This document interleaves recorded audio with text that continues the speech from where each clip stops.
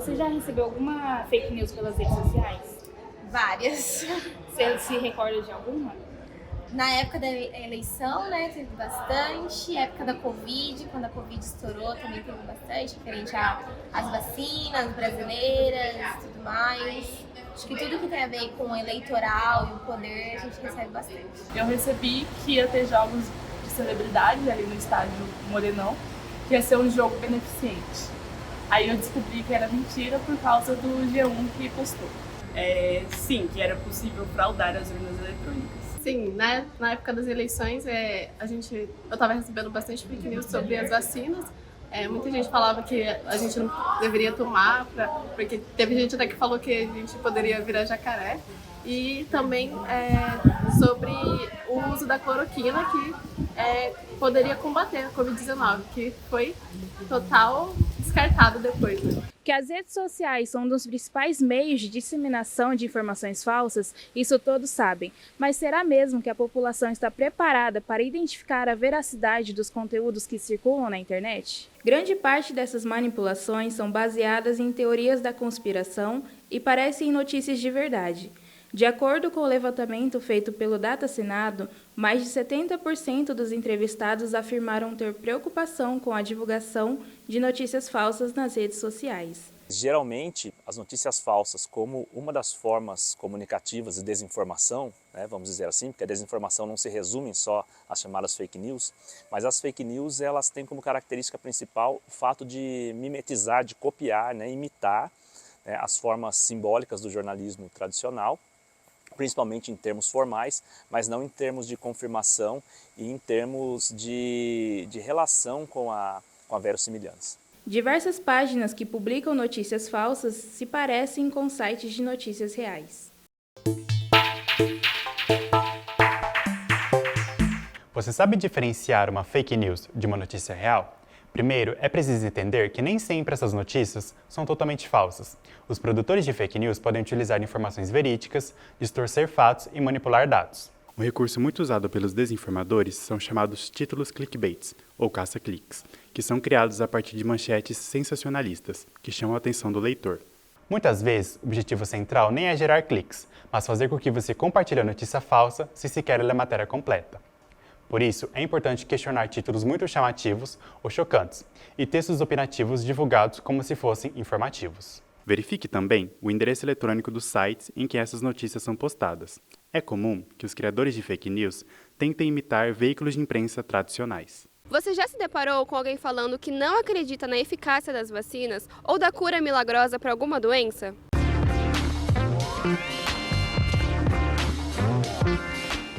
A pandemia de Covid-19 gerou uma infodemia, que é o aumento excessivo de informações que contribuem para a desinformação e manipulação de informações duvidosas. Esse cenário de infodemia, né, que foi destacado pela Organização Mundial de Saúde, ele coincide com um momento histórico em que a desinformação já vinha assumindo um protagonismo, né, desde 2016, principalmente no campo político, né, e muito ligado à ascensão de movimentos populistas ao redor do mundo. E uma das características desses movimentos populistas é o ataque direto à imprensa e ao jornalismo como um campo social legitimado historicamente. As informações falsas começaram a circular pelas redes. Remédios sem eficácia, vacinas com chip, pessoas que iriam virar jacaré, além de inúmeras outras notícias que circularam tanto que acabaram tornando-se verdade para alguns. Sem nenhuma evidência científica, sem nenhuma comprovação científica. Então, tudo a ciência, a medicina principalmente, que faz parte, que é uma ciência, né? Ela tem que ter comprovação científica se funciona ou não, né? Então, a mesma coisa, né, da gente fazer um exemplo, né, da cloroquina, hidroxicloroquina, né, ivermectina, tem comprovação para a Covid, né?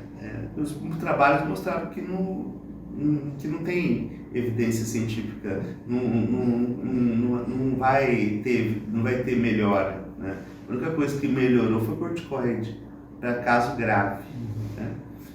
Então, assim, tem que buscar né, fontes seguras de profissionais que estão acostumados, que estudam isso, né?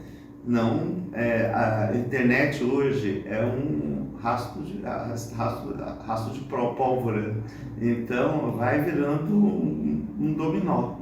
Se você não tomar cuidado e ver a veracidade das informações, você vai acabar acreditando em tudo. Como resultado, houve a descrença na população nas vacinas disponibilizadas pelos órgãos públicos. Segundo dados do Butantan, a vacinação contra a poliomielite caiu de 97% em 2012 para 67% no último ano. Eles não estão vacinando, né? Não estão vacinando as doenças, por exemplo, aí houve recrudescimento da poliomielite, né, aparecimento da poliomielite por falta de vacinação mesmo, né? E também por causa das mães que não querem vacinar, né?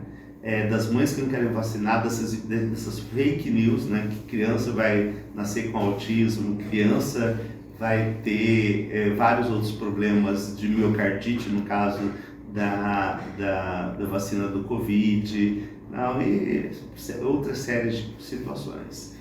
Então acontece isso, e as doenças estão reaparecendo, né? Sarampo, poliomielite, né? Então é importante vacinar. Durante a pandemia, a todo momento, uma informação nova e importante sobre a Covid-19 surgia, já que a ciência ainda estava lidando com uma doença nova e pouco conhecida. Por causa disso, os cientistas se tornaram fontes recorrentes na imprensa. Ao mesmo tempo, fomos expostos a uma enxurrada de informações falsas sobre o vírus e a pandemia. Para te ajudar a diferenciar uma informação científica de uma fake news, nós separamos algumas dicas bem simples para você entender como funcionam as produções científicas. É importante verificar se a pesquisa mencionada foi de fato publicada em algum periódico científico confiável e se outros veículos de imprensa estão noticiando ela, como portais ou jornais especializados em divulgação científica. O leitor deve também ficar atento ao autor e à instituição no qual o cientista ou a pesquisa está associada. E, claro, verificar a bibliografia utilizada e a data do estudo. Você sabia que 76% da população brasileira foi exposta a informações possivelmente falsas sobre política nas eleições de 2022?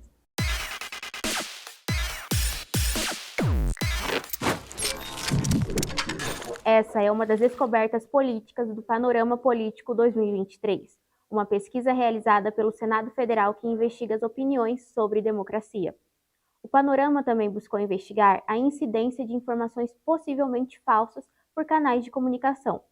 Entre os aplicativos de mensagem, o WhatsApp e o Telegram lideram com 67%, e os outros 33% se dividem nas demais redes sociais, como Facebook, Instagram e YouTube. Um dos valores fundamentais da democracia é a transparência. O público, os eleitores, os cidadãos de maneira geral, eles podem, em certa medida até devem acompanhar o que acontece, é claro, no mundo da política, o que as autoridades políticas estão fazendo, os prefeitos, governadores, presidente, ministros, vereadores e assim por diante.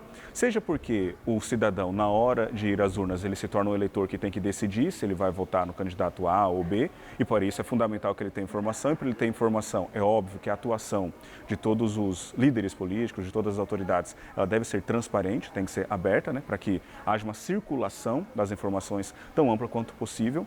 Então, como o valor da transparência ele é muito importante, as fake news elas têm um impacto muito negativo justamente porque elas atrapalham de maneira muito significativa a circulação dessas informações perante o público, que acaba não ficando corretamente informado a respeito do que realmente está acontecendo, daquilo que realmente o prefeito, o governador ou alguma outra autoridade está fazendo. Nos últimos 3 anos, o Supremo Tribunal Federal e o Tribunal Superior Eleitoral analisaram 480 ações sobre fake news.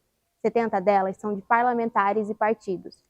Entre os políticos, o Partido Liberal, o PL, é responsável por 49% da disseminação de mentiras nas redes sociais. A gente tem um fenômeno mais profundo do que o desinteresse, que os especialistas chamam de viés de confirmação. O que é o viés de confirmação? As pessoas, elas buscam no noticiário, na imprensa, nas redes sociais, aquilo que confirma aquilo que elas já acreditam. As notícias falsas que circulam em um ambiente de polarização política podem estimular a atos antidemocráticos e levar comoção por parte da população. Essas pessoas que estão em posições de mando, em posições de autoridade nas hierarquias sociais, elas tendem a ser, elas sempre foram um canal importante de disseminação e, portanto, de interpretação também das notícias. Então não é novidade que as pessoas tenham uma certa atitude ou não tenham uma relação direta, vamos colocar assim, com as notícias. Com a internet, com as redes sociais, isso explodiu. A partir do momento em que isso se mistura com a política e as pessoas passam a desconfiar da imprensa profissional, acreditando que ela tem um lado na política, no sentido de que ela só produz notícias enviesadas, sem dúvida nenhuma você tem uma intensificação desse fenômeno que não é contemporâneo, que não é um fenômeno exclusivo da nossa época, que é justamente as pessoas desconfiarem em relação à imprensa profissional, às notícias. Né? Isso é amplificado de uma maneira como nunca antes na história, justamente por causa dessa politização. Né? O controle da informação, o controle do que chega até o seu eleitor, até o seu apoiador, é fundamental para os candidatos, para as lideranças políticas. Então, quando é interessante para esses candidatos, eles reproduzem alguma notícia. Tá vendo? Saiu na capa do jornal que o meu governo está bem avaliado. Agora, quando não é, isso é fake news, isso é falso, etc. Um exemplo foram os ataques aos 3 poderes no dia 8 de janeiro. Um grupo de extremistas acreditou que as urnas foram fraudadas a partir das centenas de mensagens falsas que circularam pelas redes sociais e planejaram a invasão e depredação do Congresso Nacional, o Palácio do Planalto e a sede do Supremo Tribunal Federal. Um ato que se consagrou como um dos mais violentos da política brasileira. Como vimos, as fake news podem influenciar diretamente na política e nos levar a consequências catastróficas e até ameaçar a nossa democracia. Durante as eleições gerais de 2022, muitas informações falsas foram compartilhadas pelas redes sociais. Você mesmo pode ter compartilhado uma fake news sem saber. Por isso, não encaminhe áudios alarmantes e sem fontes confiáveis. E evite enviar correntes em redes sociais, sem conferir os fatos. Caso você receba alguma informação falsa ou dúbia, faça checagem e alerte a pessoa que está compartilhando. Você sabia que a inteligência artificial impacta na criação de conteúdos e nas formas como eles são consumidos? Fotos de mulheres grávidas, fotos de supostos pais com bebês ou até mesmo do desenvolvimento dos filhos que ainda nem existem, circularam pelo Instagram como se fossem reais, mas essas imagens foram criadas por meio da inteligência artificial. Essa tecnologia veio para ficar, mas é preciso cuidado e ética para a utilização dela. Marcada por um rápido desenvolvimento nos últimos anos, a inteligência artificial é capaz de produzir muito além de imagens que simulam a realidade e que projetam o futuro. Ela vem acompanhada também de preocupações de especialistas por se utilizar de conteúdos que estão disponíveis na rede e podem ser tanto verdadeiros como falsos. É porque esses modelos generativos, né, eles conseguem produzir conteúdos muito assim, de alta qualidade, e eles são baseados em uma experiência prévia, em dados que também são dados de boa qualidade. Né? Então, por esse motivo, hoje os modelos generativos eles conseguem produzir bons resultados também. Dado, né? Então, dado de qualidade produz também informação de qualidade. Quem aí não viu a foto criada do Papa Francisco vestido com um casaco de grife? Ou até mesmo da manipulação feita pela Volkswagen no comercial em que a cantora falecida, Elis Regina, aparece cantando com a filha dela? Essas imagens levantaram discussões sobre a ética na inteligência artificial. Agora, cabe a nós decidirmos, como sociedade, quais são os limites dessa inteligência artificial.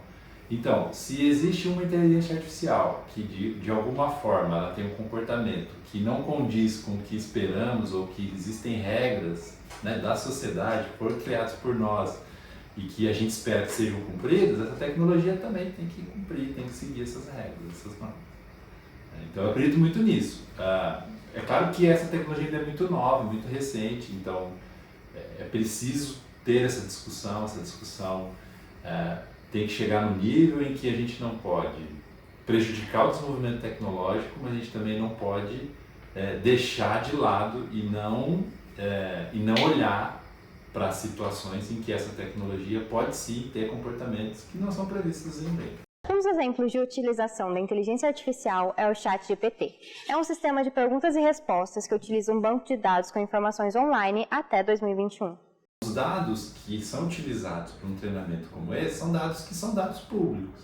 Então, da mesma forma que a gente antigamente tinha cuidado, né? Então vamos imaginar que não existe ChatGPT. A gente tinha um cuidado, nós temos um cuidado, né? Existem boas práticas na internet.